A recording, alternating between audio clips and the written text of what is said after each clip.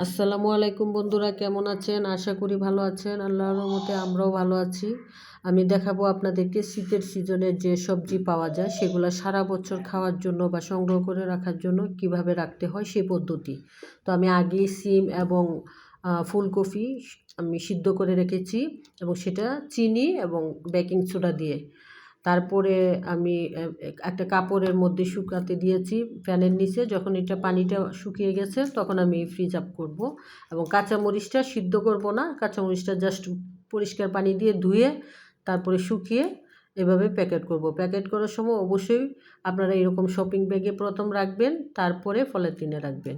এতে করে সুন্দর থাকবে এবং ঘ্রাণটাও আগের মতোই থাকবে।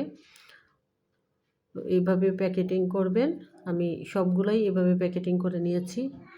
সারা বছর খাওয়ার জন্য খুবই উপযোগী এবং আমি প্রতি বছরই এরকম করি। আপনারাও করতে পারেন। যদি আমার এই চ্যানেল আপনাদের ভালো লাগে বা ভিডিওটা পছন্দ হয়, লাইক কমেন্টস করবেন, প্লিজ সাবস্ক্রাইব করবেন এবং এরকম নতুন নতুন আরও ভিডিও পাওয়ার জন্য আপনারা আমার চ্যানেলটা দেখবেন।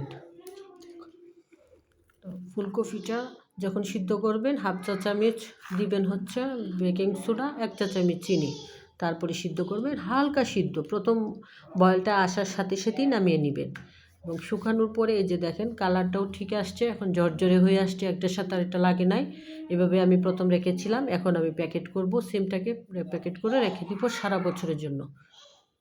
তো সবাই ভালো থাকবেন, দোয়া করবেন এরকম আরও নতুন নতুন ভিডিও যাতে বানাতে পারি, আপনাদেরকে উপহার দিতে পারি। অবশ্যই